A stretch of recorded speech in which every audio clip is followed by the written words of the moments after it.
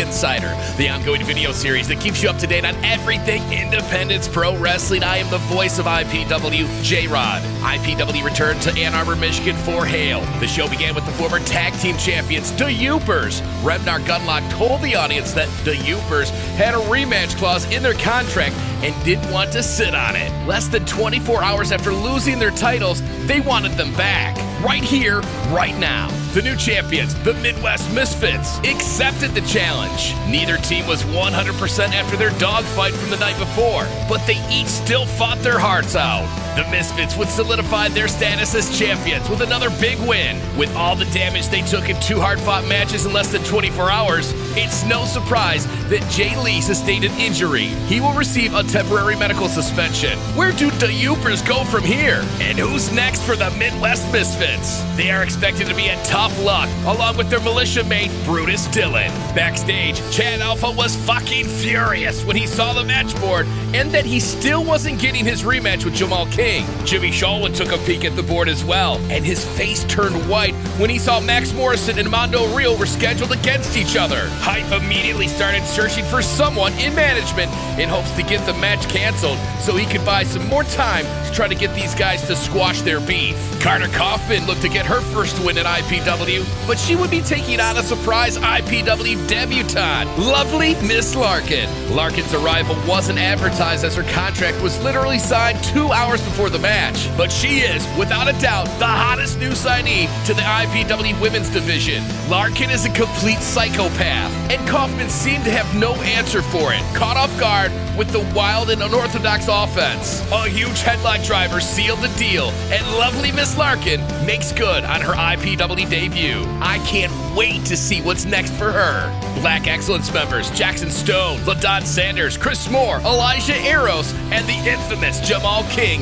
made their way to ringside. Jamal King sat out the last two events and wasn't too pleased with what happened in his absence. King was irritated to find out that Dragon Jones wasn't in attendance, even though he got injured the night before by TVA. King announced that he and Stone talked out their issues from high stakes. King dressed down Chris Moore for losing to Big Jorge, embarrassing him in front of the Ann Arbor crowd. And King was absolutely appalled that Elijah Eros was standing in the ring with them wearing a Black Excellence t-shirt. Eros didn't back down though, arguing that he was Black Excellence and he belonged there with them, and proved it at Anarchy when he teamed with LaDon Sanders and Dragon Jones. King entertained the idea, offering Elijah the opportunity to team with him against the #1 contender, Anderson Knight, and an opponent of Knight's choosing later on in the evening. Thus disappointed Chris Moore, who was supposed to be King's partner. Before leaving, King made sure that everyone was on good terms, and it appeared all was well in Black Excellence. A gauntlet match took place next. 11 guys would eliminate each other one by one until only one remained. That guy would then challenge LaDon Sanders for the IPW Cyber Championship immediately after. DeMagno would only have 10 seconds to prepare to challenge LaDon Sanders. The adrenaline dump was too much. Sanders successfully disposed of DeMagno. Who knows what would have happened if Sanders gave DeMagno ample time to prepare. Sanders would be watching our next match closely as his former tag team partner Marco Modelo, who made it known that he is gunning for Sanders, took on world beater Eric Surge. Before the event, Surge tried to punk LaDon Sanders, and if it weren't for Jackson Stone intervening, Surge would have stolen Sanders' belt. Both men wanted the win and to move closer to a shot at gold, but it looked like Eric Surge had too much horsepower for Modelo. In a miraculous turn of events, Modelo pulled a small package out of nowhere to get the huge upset victory. Eric Surge, stunned, made a scene on his way to the back, which offered enough distraction that LaDon Sanders came to the ring and knocked Modelo the fuck out with the cheek clapper and stood over his unconscious body, posing with the Cyber Championship above his head. Modelo has done enough, and Sanders has finally agreed. The match has been made official for March 16 at Tough Luck, who will leave Grand Rapids our IPW Cyber Champion. The Bonebreaker Nate Cobain took on Michiana champion, the Suplex Shogun, Jackson Stone of Black Excellence, in a thriller of a match and nearly dethroned the champion if it weren't for interference from Chris Moore. During their celebration, TVA snuck in behind Moore and Stone, this time with a microphone. Jackson Stone was ready to fight, but Chris Moore held him back when TVA said he had a message for Moore. TVA reminded everyone that less than a year ago, Chris Moore suffered a life-threatening injury in the ring. TVA then read off several dates, dates that TVA had sent messages to Chris Moore checking on him. TVA said that he and Moore weren't even friends, and TVA still checked on him, then asked if anybody in Black Excellence checked on him even once. Moore stood quiet, and Van Avery then departed, looking into the camera on his way out, mouthing, "That's 3 down." The Art of War states, the best general never fires a shot.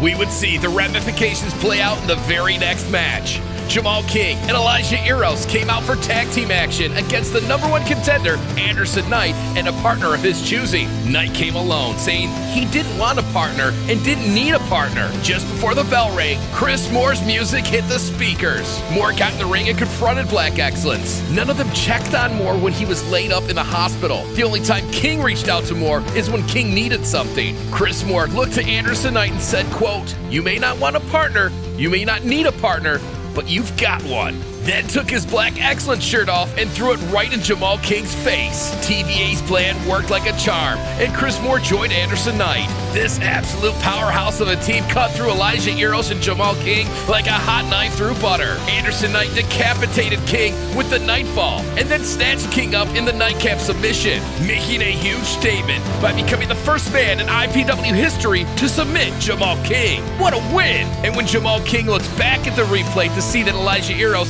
could have made the save, but played dead to avoid running into Chris Moore, it may be one more guy out of Black Excellence. Jamal King will have to regroup quickly as he defends his IPW championship against the man who just made him tap out at Tough Luck. Chris Moore has told Knight that he will have Knight's back if Black Excellence tries to get involved. All signs point to a new champion at Tough Luck. Be there to find out.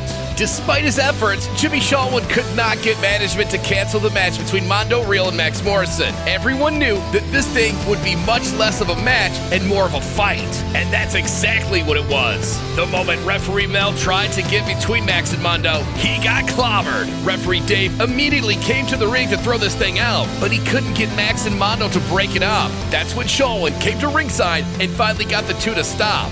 Mondo and Max have both been demanding that Jimmy Shalwin pick between them. Shalwin may not be ready to accept it, but 3-hearted is over. The final nail in the coffin will be hammered in on March 16th at Tough Luck when Max Morrison and Mondo Real have their rematch. And in a surprising turn of events, head referee Chris Young has asked that Jimmy Shalwin be named the special guest referee. So after it became apparent I could not stop Max and Mondo from having their match, it became pretty quickly apparent I couldn't stop that rematch from happening either, so I had to get out of the state. I had to head down to Florida for a little while. And I got the call from the IPW officials to see if I would referee their match here at Tough Luck. And after thinking about it, yeah, I had to come back to do that. Because, hey guys, I understand you got to get it out of your system. This fight's going to happen. And I want to be the one to be there to make sure you get it out of your system, but it doesn't go too far. Okay? And afterwards, guys, once you've settled it, we can go to the bar and have a beer. I can fix it, guys. See you Sunday. Just before the next match, Ominous Ramirez snuck up on Big Jorge and told Jorge that he may want to do everything on his own here, but he doesn't have to. Evidently, a soft invitation to join the Midwest Militia.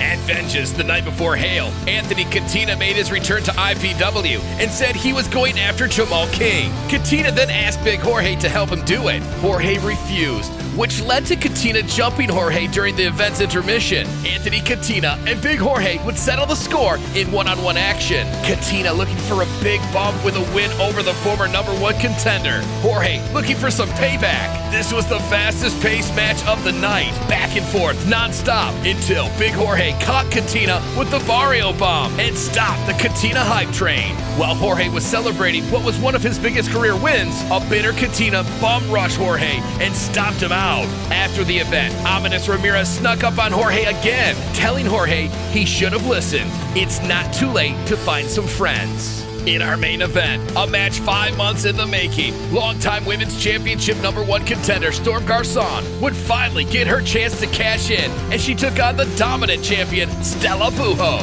As formal introductions concluded, and just before the referee could ring the bell, Josh Raymond interrupted. The only time we've seen Josh Raymond since getting his ass whipped by TVA at Cold War is when he tried to slime all over Garçon at Rumble, offering to help her win the title. Raymond told Garçon that she's good, but she's no match for Stella Buho. But with Raymond's guidance, Garçon could be a champion. Garçon once again declined the offer, and Raymond told her she would regret it. Stella Buho took advantage of the distraction and immediately went to work on Garçon. Raymond joined Jam in the commentary booth and made remark after remark about Garçon's potential, but it was completely wasted because she is, quote, a dumb bitch. I wouldn't want a mentor who talked about me like that either. But inside the ring, these ladies were going to war. Storm Garçon absolutely rose to the occasion in this match, and after locking in a crossface, was moments away from submitting Buho to become the new IPW Women's Champion. Just then, Josh Raymond leapt into the ring and violently attacked Garçon, prompting a disqualification.